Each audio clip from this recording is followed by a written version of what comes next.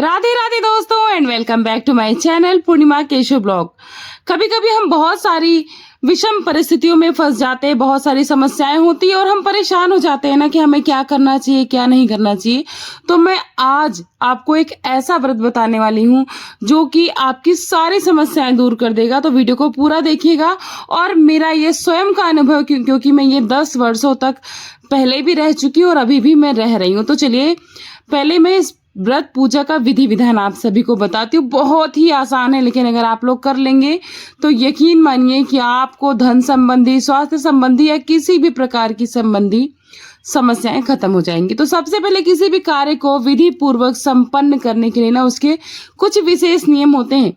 इन नियमों का पालन करके प्राणी जटिल से जटिल कार्यों में भी सफलता प्राप्त कर लेता है और जटिल से जटिल समस्याओं से भी आगे निकल जाता है। माँ वैभव लक्ष्मी के व्रत को रखने के लिए भी हमारे धर्म गुरुओं के कुछ नियम हैं, हमारे सनातन धर्म के कुछ नियम हैं। तो जो कि इस प्रकार है। पहले नियम जानना बहुत जरूरी है। यह व्रत शुक्रवार के दिन रखा जाता है। इस व्रत को प्रत्येक श्रद्धालु, कुंवारी कन्या, स्त्री, पुरुष या कोई सौभाग्यवती स्त्री रख सकती है। यदि पति और पत्नी इस व्रत को मिलकर रखें तो माँ लक्ष्मी अत्यंत प्रसन्न होती है और इसका दुगना फल मिलता है। लेकिन हर घर में यह संभव नहीं होता, इस बात को हम भली भांति समझते हैं। यह व्रत 7, 11, 21, 31, 51, 100 या उससे भी अधिक शुक्रवारों की मन्नत एवं मनोकामना मानकर ही रखा जा सकता है, तभी ये बहुत ही फलदायक होता है। अन्यथा आप निस्वार्थ भी रख सकते हैं, आपके घर में सफलता, सुख, समृद्धि आती रहेगी। व्रत हेतु मन एवं विचार हमेशा शुद्ध होने चाहिए। व्रत करते समय मन में ऐसी स्वार्थ भावना नहीं रहनी चाहिए कि हमें धन प्राप्त करना है या धन की प्राप्ति के लिए ही हम यह व्रत कर रहे हैं और हमें यह धन प्राप्त नहीं होगा तो हम इस व्रत को नहीं रखेंगे। बिल्कुल भी ऐसा नहीं करना है, बल्कि मन में हर क्षण यह भावना रखिए कि माँ वैभव लक्ष्मी हम पर प्रसन्न होना है आपको, और हमारे योग्य जो है बस हमें उतना ही प्रदान करिए। माँ लक्ष्मी की कृपा आपको अवश्य प्राप्त होगी। माँ वैभव लक्ष्मी का व्रत घर पर ही श्रद्धा पूर्वक करना चाहिए। किंतु यदि किसी भी शुक्रवार आप कहीं पर जा रहे हैं, किसी कारणवश सफर कर रहे हैं या फिर आपको किसी के घर जाना पड़ रहा, तो ये व्रत स्थगित कर सकते हैं आप और अगले शुक्रवार को करें। किसी और के घर पे ये व्रत बिल्कुल भी नहीं करना चाहिए।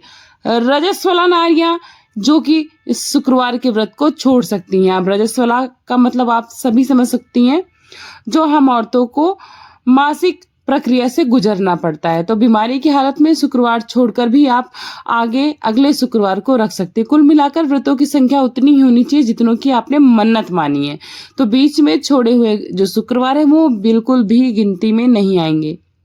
तो इस प्रकार आपको इन विधियों को पालन करके जितने शुक्रवार की आपकी मन्नत है पूरे व्रत को करना है। अंतिम शुक्रवार को विधि पूर्वक माँ वैभव लक्ष्मी का उद्यापन भी करना है। बिना उद्यापन के कोई भी व्रत ना तो फलदायी होता है और ना ही पूरा माना जाता है। व्रत संपूर्ण हो जाने पर लक्ष्मी पूजन के उपरांत श्रद्धा पूर्वक 7 कन्याओं या फिर 7, 11, 21 जितना भी आपका सामर्थ्य हो, सौभाग्यवती स्त्रियों को अपने घर पर बड़ी श्रद्धा से बुलाकर उनका चरण स्पर्श करके उनको आपको खीर, नैवेद्य इत्यादि खिलाना है, भोजन कराना है। लेकिन हमेशा ये ध्यान रखिए कि भोजन हमेशा घर पर बना हुआ और सात्विक होना चाहिए, बिना प्याज लहसुन का, बिना मांस मदिरा का। इस प्रकार का अगर घर में कुछ है तो आप ये कार्य स्थगित कर दें।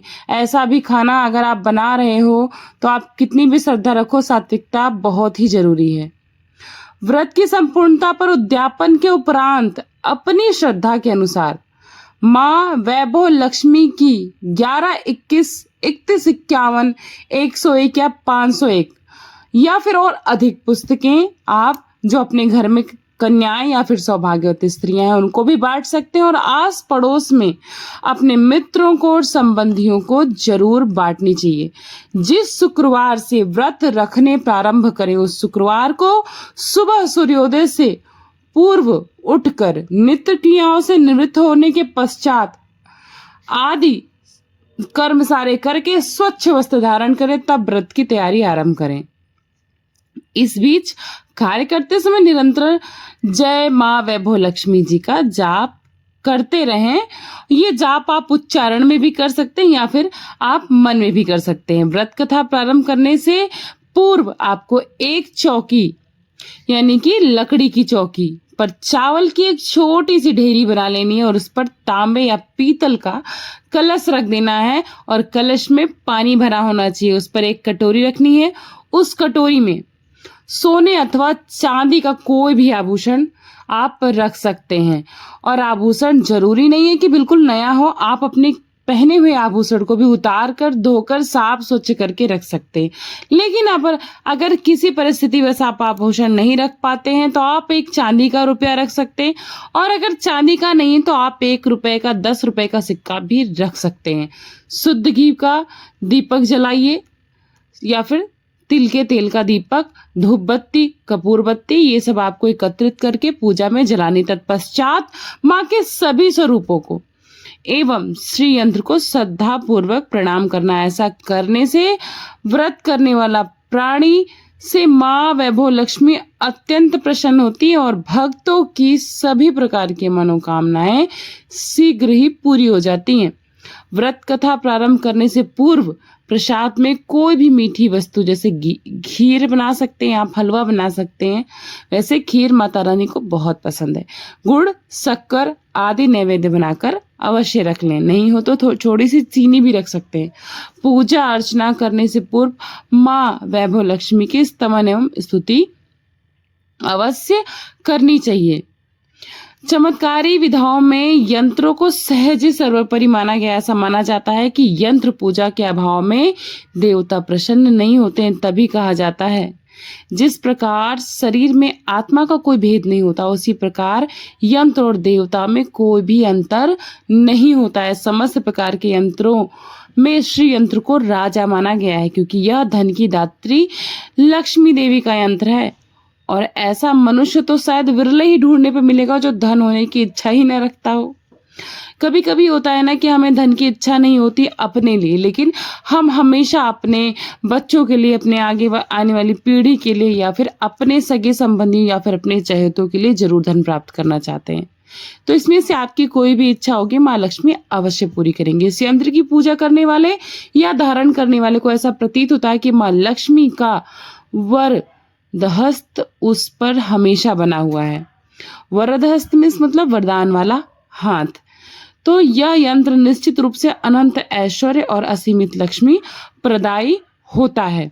आवश्यक है तो इतना कि यंत्र पूजन पूर्ण श्रद्धा और निष्ठा और शास्त्रोक्त विधि के अनुसार किया जाए। जिस प्रकार अमृत से बढ़कर कोई अन्य औषधि नहीं होती है, ठीक उसी प्रकार लक्ष्मी कृपा प्राप्त करने के लिए श्री यंत्र से बड़ा कोई भी यंत्र नहीं होता। सामान्यतः किसी भी माह के शुक्ल पक्ष की अष्टमी के दिन ब्रह्म मुहूर्त में सैया त्याग कर दैनिक क्रियाओं से निवृत्त होकर शुद्ध शांत स्थान में पूर्वाभिमुख होकर आप धूप दीप जलाकर भोजपत्र से इस यंत्र को लिखना चाहिए या फिर आप तांबे या पीतल का बाजार से भी खरीद कर ला सकते हैं। वैसे पत्र पर उत्कीर्ण करवाकर यंत्र स्थापना अगर आप करते ना तो बहुत ही श्रेष्ठ रहेगा। यदि भोज पत्र पर लिखना है तो अनार या तुलसी की कलम से, लाल चंदन से आप इस यंत्र को बनाकर अपने मंदिर में स्थापित कर सकते हैं। वैसे इस यंत्र की स्थापना हेतु रविवार और अष्टमी का योग पौष संक्रांति के दिन हो तो अत्यधिक माना जाता है, अथवा आप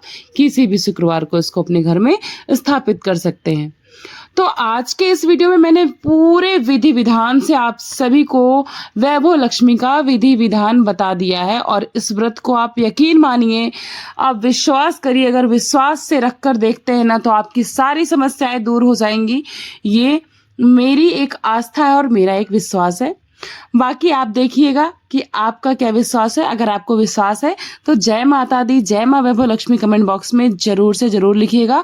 आगे की वीडियो में आपको वैभव लक्ष्मी की कथा सुनने को मिलेगी जिससे आपकी जो आस्था है वो जरूर दृढ़ हो जाएगी। ये मेरा विश्वास है। तो चलिए इस वीडियो को यहीं पर समाप्त करती हूँ। थैंक्स फॉर वॉचिंग पूर्णिमा के ब्लॉग। मिलती हूँ नेक्स्ट वीडियो में नेक्स्ट जानकारी के साथ। तब तक आप सभी पर माता रानी की विशेष कृपा बनी रहे और थैंक्स फॉर वॉचिंग पूर्णिमा के ब्लॉग। नमस्ते, प्रणाम, बाय बाय, जय माँ वैभव लक्ष्मी।